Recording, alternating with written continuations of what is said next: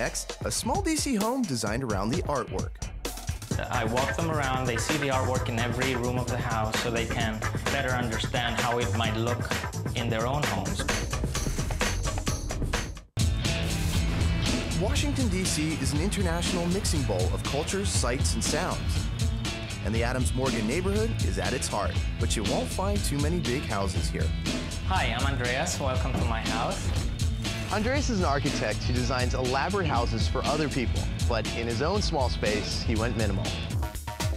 The 1,000 square foot condo has an unusual floor plan. The main level has a foyer, bedroom, and bath, and the downstairs is a living room and kitchen. When I bought this, I bought it because I like the location of the house. It has outdoor space, which is very rare to find in the city. And I knew right away when I opened the door that I couldn't live with the way it was. It was a very traditional builder type interior. So I'm an architect, so this was a great challenge for me. Andreas started his renovations just inside the front door. I'm an artist, so a very important part of what I wanted to do was to show my work.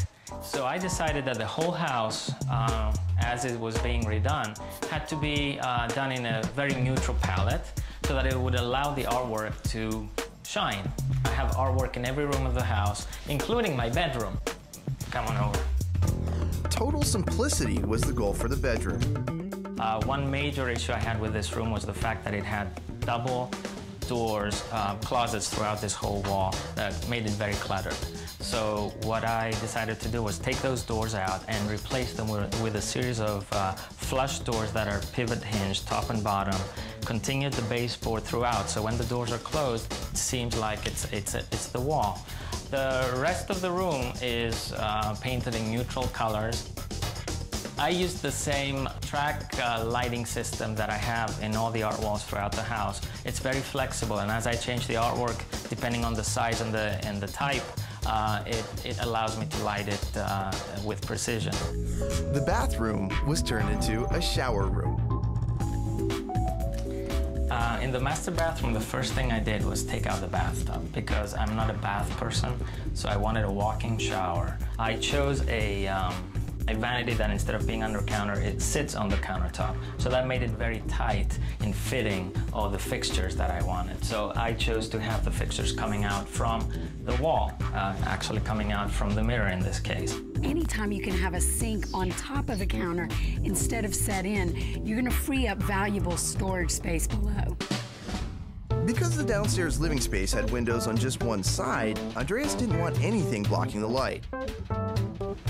So this is the main entertainment area of the house, living, dining. The previous owners had it subdivided differently. It was specifically the dining area. They had the sofa blocking off that area over there. I wanted this whole space to feel like my entertainment area. And I do have people coming here to see my artwork. I walk them around, they see the artwork in every room of the house instead of in a gallery so they can better understand how it might look in their own homes once they buy it. You've seen the Mediterranean color field series. I have. I haven't seen them all together like this before, and it's quite wonderful.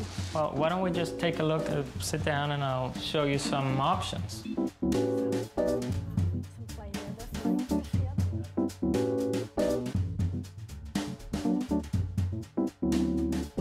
At first, Andreas was planning to get rid of the kitchen, but then he came up with another use for it. What I did here is I took out all the upper cabinets because I wouldn't use them and wanted to display more artworks. The other thing I did was take out the oven and the cooktop that was on this side and move them to the other side, but I rarely use it. So my kitchen I see as an extension of the entertainment area. If you have a big house, you can have a separate gallery and living area. But in this case, the guy's made his whole place a gallery by lighting everything as if it's a gallery. Even the kitchen looks like a gallery. The fenced terrace is Andreas's outdoor studio.